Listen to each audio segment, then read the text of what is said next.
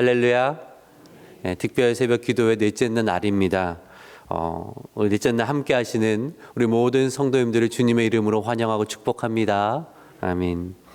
넷째 날 되니까 몸이 많이 피곤하시죠? 제 경험상 피곤하고 힘들 때 기도하면 하나님이 더 큰 은혜로 부어주시더라고요. 오늘도 그럴 줄로 믿습니다. 아멘. 하나님 주시는 은혜와 힘으로 기도하고 또 하루를 믿음의 삶을 살게 되기를, 그리하여서 십자가를 따라가며 하나님께 영광 올려드리는 저와 여러분 되시기를 주님의 이름으로 축복합니다. 아멘. 자, 오늘은 예수님께서 빌라도에게 재판을 받으시는 그 과정을 살펴보려고 합니다. 특별히 이 빌라도를 좀 중점적으로 살펴보기를 원하는데요.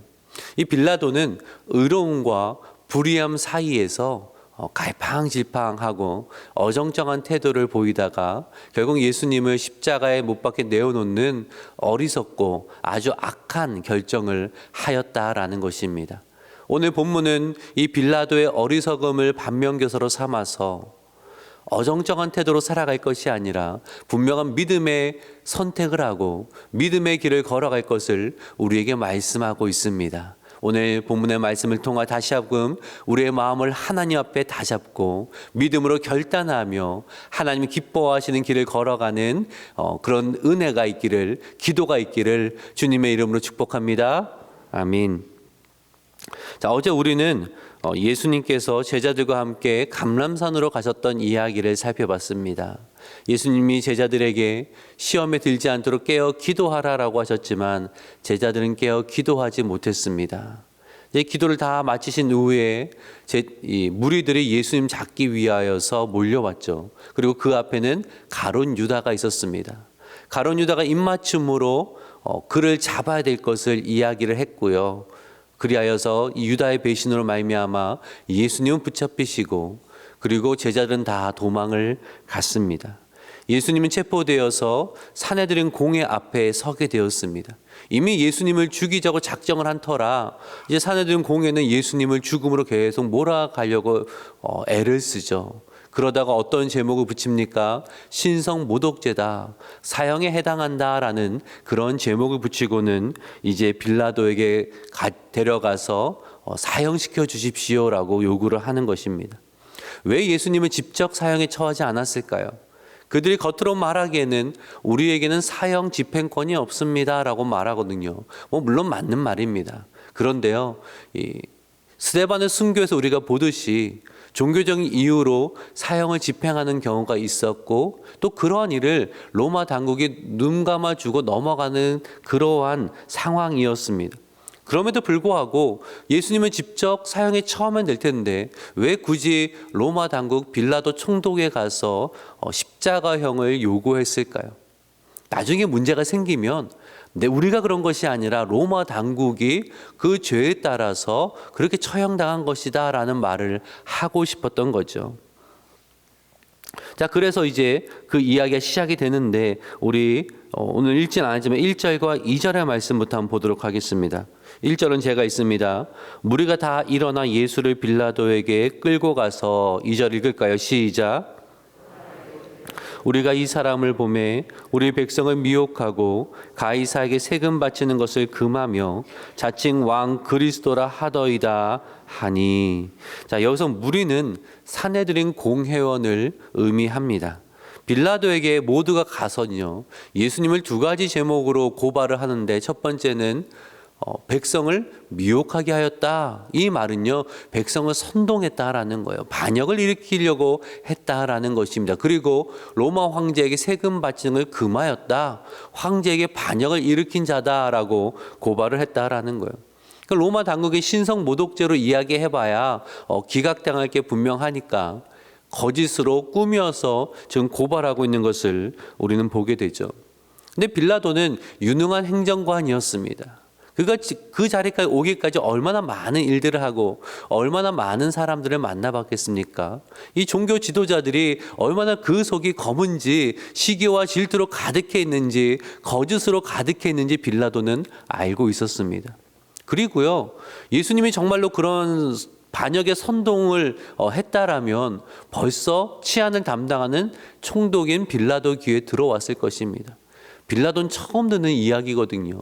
그리고 빌라도가 지금까지 로마의 이 반역을 하려는 마음을 가졌던 사람들을 많이 만나봤거든요. 눈앞에는 예수라는 사람은 아무리 봐도 그런 종류의 사람이 아닌 것을 대번에 알아봤습니다. 자, 그래서 이야기 한두 번 하고는 이 사람은 정말 죄가 없구나라는 결론에 이르게 되었다라는 거예요.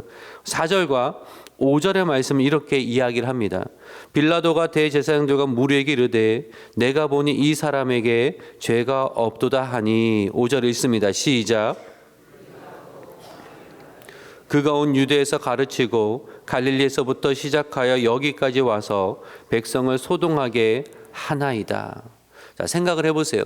죄가 없다라는 판단이 들었으면 어떻게 해야 됩니까? 이 사람은 무죄다라고 말하고는 석방을 해줘야 되잖아요. 그런데 빌라도는 그렇게 하지 못합니다. 왜냐하면 유대 종교 지도자들이 더욱 강하게 반발하며 이야기를 했거든요. 백성을 소동하게 자니까 처벌해야 됩니다. 이 백성을 소동한다는 것은 이 빌라도가 가지고 있는 약점을 건드린 겁니다. 가만히 두면 백성들이 소동을 일으키게 될 것입니다 라고 말하는 거예요. 지금 빌라도는 이 치안을 담당하는 총독입니다. 그 전에 두어 가지 일로 벌써 경고를 받은 상황이거든요. 로마 정부로부터. 그러니 이 지금 소동이 일어나면 자신의 위치가 불안정해지는 거예요. 문책을 당할 수 있거든요. 그것을 이용하여서 이 사람을 풀어주면 소동이 일어날 수 있습니다라고 그렇게 지금 압박을 하고 있는 거예요. 죄가 없는 예수님의 무죄를 선언하고 석방하는 거 총독으로서 마땅히 해야 되는 옳은 일이었습니다. 하지만 유대 지도자들의 압박에 그렇게 하지를 못하고 있는 거예요. 그렇다고 이 양심상 죄가 없는 사람을 사형에 선고하는 그런 불의한 일도 하고 싶지 않은 겁니다. 불의함과 옳은 일 사이에서 지금 이러저 저러지도 못하고 있는 빌라도의 모습을 우리는 보게 되죠. 자, 그러다가 빌라도가 꾀를 하나 내게 되어지는데 예수님이 갈릴리 출신인 것을 이야기를 듣고는 그러면 갈릴리를 관할하는 사람은 헤롯 왕이니까 헤롯 왕에게 보내라. 그가 알아서 처리할 것이다 라고 이제 공을 넘기는 겁니다. 나는 하고 싶지 않으니까 헤롯이 알아서 좀 해주기를 바라는 마음으로 세례 요한도 사형에 처한 인물이니까 예수 정도 충분히 사형에 처할 수 있지 않을까라는 생각이 들었던 거죠. 그래서 나는 하고 싶지 않다라고 넘겼어요. 근데 헤롯 역시 예수님이 죄가 없다 그렇게 말을 하고는 선고하지 않고 그냥 다시 돌려보낸 겁니다. 그래서 헤롯이 도로 예수님을 세우고 사람들을 불러 모으죠. 그것이 오늘 본문의 이야기인데 13절과 14절의 말씀이에요. 빌라도가 대제사장들과 관리들과 백성을 불러 모으고 14절 같이 있습니다. 시작. 이 사람이 백성을 미혹하는 자라 하여 내게 끌고 왔도다. 보라, 내가 너희 앞에서 신문하였으되 너희가 고발한 일에 대하여 이 사람에게서 죄를 찾지 못하였고. 빌라도가 너희들이 고발하는 예수란 사람에게서 죄를 찾지 못하였다 말하는 것이 벌써 두 번째입니다. 그러면 이 정도의 확신이 있으면 총독으로서 옳게 행해야 하는 거죠. 그런데 유대의 지도자들 눈치를 봅니다. 눈치를 보니까 어떻게 하는 미봉책을 제시를 하는데 16절의 말씀을 보세요. 뭐라고 말합니까? 어떻게 했다고요? 때려서 놓겠다라고 합니다. 때리면 채찍질을 하면 그래도 이 사람 좀 만족을 할 수 있지 않을까. 지금 뭐 하려는 거예요? 불의한 것도 만족하고 의로운 것도 만족시키려는 그 사이에서 해결책을 제시하려고 하는 거예요. 그럼 불의함도 만족하고 의로움도 만족할 수 있습니까? 그런 방법은 없습니다. 둘 다 만족을 시키려고 하니까 둘 다 만족이 안 되는 거예요. 해결이 되지 않는 것입니다. 그럼 먹히지가 않아요. 무리들은 더 거세게 안 된다라고 그렇게 반발을 하죠. 이번엔 또 빌라도가 한 발 더 물러서서 어떤 생각을 하냐면 6월절이 되면 죄수한 사람을 사면해주는 관례가 있는데 그것을 생각하고는 그럼 내가 예수를 석방해주면 어떻겠냐, 사면하면 어떻겠냐라고 이야기를 해요.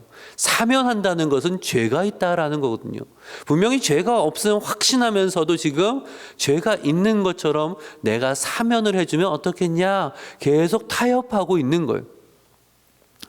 자비를 베푸는 것으로 좀 어떻게 무마시켜 보려고 했는데, 하지만 종교 지도자들이 그것을 원하지 않죠. 그렇게 할 거면 바라바를 석방해 주십시오. 밀란과 살인으로 감옥에 갇힌 자인데 그를 석방해 주십시오라고 그렇게 요구를 하고 있는 겁니다. 자, 빌라도가 세 번째로 예수님이 죄가 없음을 또 이야기해요. 22절과 23절입니다. 빌라도가 세 번째 말하되 이 사람이 무슨 악한 일을 하였느냐? 나는 그에게서 죽일 죄를 찾지 못하였나니 때려서 놓으리라 하니. 23절 읽습니다. 시작. 재촉하여 십자가에 못 박기를 구하니 그들의 소리가 이긴지라. 어떻게 되었다고요?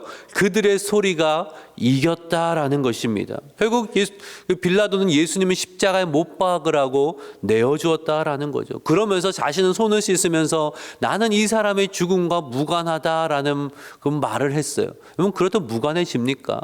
아니요. 성경 분명히 빌라도의 죄를 분명히 이야기하고 있고요. 우리는 사도신경을 고백할 때마다 예수님 본디오 빌라도의 고난을 받으사라고, 그가 분명히 죄가 있음을, 어리석고 악한 행동을 하였음을 우리는 날마다 고백하고 있습니다. 빌라도의 이야기를 정리를 해보자면 빌라도는 무엇이 옳은가를 분명히 알고 있었습니다. 옳은 일은 죄가 없는 예수님을 석방하는 거였습니다. 총독으로서 옳은 일이고 명예로운 행동이었습니다. 하지만 빌라도는 야망을 포기할 수가 없었던 거예요. 내가 지금까지 쌓아온 이것을 포기할 수가 없었다라는 거예요. 예수님을 석방했는데 소동이 일어나면 나는 큰 타격을 받게 될 것이다, 손해를 입게 될 것이라는 염려와 근심이 있었다라는 것입니다. 그래서 명예가 아니라 야망을 선택했고요, 원칙이 아니라 편의를 선택했다라는 거예요. 이 빌라도 이야기를 이제 묵상을 하는데 가만히 묵상할수록 제 안에 빌라도가 보이는 것입니다. 하나님의 말씀에 비춰서 무엇이 옳은 것인가를 압니다. 어떤 길이 예수를 따라가는 길인 것을 분명히 알고 있습니다. 그런데 말씀 그대로 순종하지 못하는 제 자신을 발견하게 되더라는 거죠. 무엇이 예수님의 길인지 알고 있지만 그 길을 온전히 따르지 못하는, 망설이고 있는 그런 모습을 발견할 때가 있다라는 거예요. 왜 그럴까요? 분명히 알고 있는데 왜 행동으로 옮기지를 못할까요? 하나님의 말씀인 것을 알고 있는데 왜 그 말씀대로 살아가지를 못하는 걸까요? 십자가의 길이 무엇인가를 우리는 알고 있는데 왜 그 십자가의 길대로 따르지를 못하고 있는 걸까요? 빌라도 같은 마음이 우리에게 있는 것입니다. 손해보기가 싫은 거예요. 말씀의 원칙을 지켜야 되지만 적당히 타협하는 편의를 택할 때가 많이 있다라는 것입니다. 십자가의 길과 세상의 길을 놓고 이러지도 못하고 저러지도 못하는 그러한 모습이 우리에게 있다라는 거죠. 예수님과 세상 사이에서 위험한 줄타기라듯이 그러한 삶을 살아갈 때가 우리에게 있다라는 것입니다. 예수님께서 라오디에 교회에게 하신 경고의 말씀이 생각이 났습니다. 계시록 3장 15절과 16절의 말씀이죠. 우리 두 절의 말씀 같이 한번 읽어보겠습니다. 시작. 내가 내 행위를 아노니 내가 차지도 아니하고 뜨겁지도 아니하도다. 내가 차든지 뜨겁든지 하기를 원하노라. 내가 이같이 미지근하여 뜨겁지도 아니하고 차지도 아니하니 내 입에서 너를 토하여 버리리라. 아멘. 당시 로마의 박해가 극심하던 때입니다. 여러분, 계시록을 보면서 현재와 상관없이 저 먼 미래의 일을 예언해 주신 거라고 그렇게만 보시면 안 돼요. 계시록은 현재 상황에서 요한이 주님의 말씀을 받아서 쓴 책입니다. 로마의 박해가 극심할 때에 요한도 밤모섬으로 유배되어서 계시록을 그 쓸 때에 라오디에 교회의 태도가 어정쩡한 겁니다.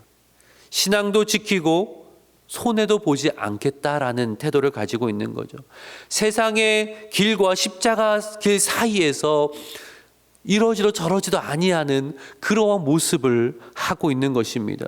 믿는 것 같은데 온전히 믿지도 않고 안 믿는 것도 아닌 그러한 삶을 살고 있는 것입니다.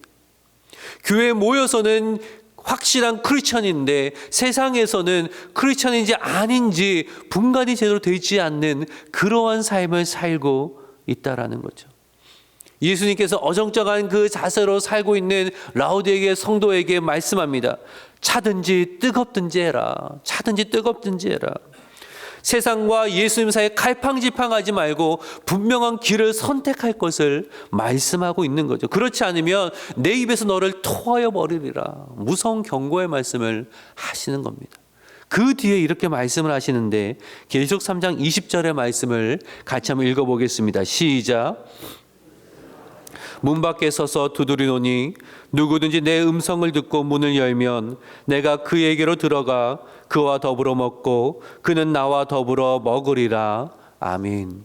우리 많이 들어본 말씀이고 암송하시는 분도 많이 계실 것입니다. 사형리할 때, 전도할 때 이 말씀을 많이 인용을 하지만 사실 이 말씀은 불신자를 향한 말씀이 아니라 신자를 향한, 성도를 향한 말씀합니다. 내가 문 밖에 서서 두드린다는 거예요. 왜 두드려요? 이 세상과 예수님 사이에서 갈팡질팡하고 있거든요. 나의 삶의 영역의 문을 활짝 열어드리고 예수님의 다스림을 온전히 받아야 되는데 그 사이를 갈팡질팡하면서 믿음의 삶을 사는 것도 아니고 불신앙의 삶을 사는 것도 아니고 그 사이를 계속 재고 있거든요. 예수님이 그 문을 두들겨 계시는 거예요. 그러지 말고 그 문을 활짝 좀 열어봐라. 그럼 내가 들어가 너와 더불어 먹고 너는 나와 더불어 먹는 그 연합의 삶을 살지 않겠냐. 그 마음의 문을 좀 열어봐라 라고 문을 두드리고 계신다라는 거죠. 이것이 오늘 저와 여러분에게 하시는 말씀은 아닙니까? 내가 문 밖에 서서 두드리노니, 내가 문 밖에 서서 두드리노니, 우리 무엇을 염려하며 아직 그 문을 열어드리지 못하고 있습니까? 빌라도와 같이 여전히 세상과 예수님 사이에서, 세상과 하나님 사이에서 고민하고 결단을 미루고 있지는 않습니까?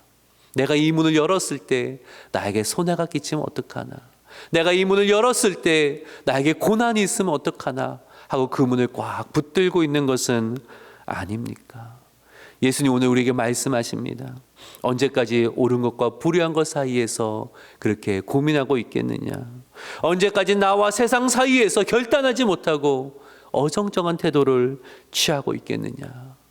결단해야 된다라고 우리에게 말씀하신다는 거죠. 그러기 이 새벽에 우리가 다시 한번 이 말씀을 붙들고 기도할 때에 하나님, 주님이 내 마음의 문을 여실 때에 그 마음의 문을 열고 주님의 다스림을 온전히 소망하며 나아가게 하여 주시옵소서. 염려하지 않게, 두려워하지 않게 하시고 고난을 피하려고 하는 것이 아니라 주님의 다스림 속에 십자가의 길을 걸어가게 하여 주시옵소서. 우리 예수님 말씀하셨잖아요. 하나님과 세상을 동시에 사랑할 수 없습니다. 하나님과 세상의 것을 동시에 사랑을 할 수가 없습니다. 하나님을 사랑하면 세상의 것을 멀리하게 되고요, 그것을 사랑하지 않아요. 따르지 않아요. 근데 세상을 사랑하고 세상의 것을 사랑하면 하나님께 가까이 나아가지를 못하게 되는 것입니다. 둘 다 가질 수 없습니다. 근데 우리는 많은 때에 둘 다 가지려고 하죠. 자꾸 그래서 안 되는 거예요. 둘 다 가지려고 하니까 기도가 막히는 거예요. 둘 다 가지려고 하니까 신앙의 길로 나아가지를 못하는 거예요. 둘 다 가지려고 하니까 세상에 즐거움 취하는 것도 아니고 주님이 주시는 그 즐거움을 누리는 것도 아니고 어정쩡하게 살아가게 되는 것입니다. 사랑하는 여러분, 오늘 이 새벽에 기도할 때에 결단하시기를 바랍니다. 주님, 제가 문을 열어드립니다. 주님, 다스려 주시옵소서. 그것이 때로는 고난이 있다 할지라도, 때로는 나에게 희생을 요구한다 할지라도, 때로는 나에게 어려움이 있다 할지라도, 예상되는 두려움이 있다 할지라도 주님만 바라보며 이 길을 가기를 원합니다. 나의 만족과 유익을 따르는 것이 아니라 하나님을 사랑함으로 하나님을 따르게 하시고, 그리하여 내 안에 주님이 가장 귀하고 소중함이 드러나게 하여 주시옵소서. 기도하는, 그리고 그 은혜를 경험하는 저와 여러분 되시기를 주님의 이름으로 축복합니다. 아멘.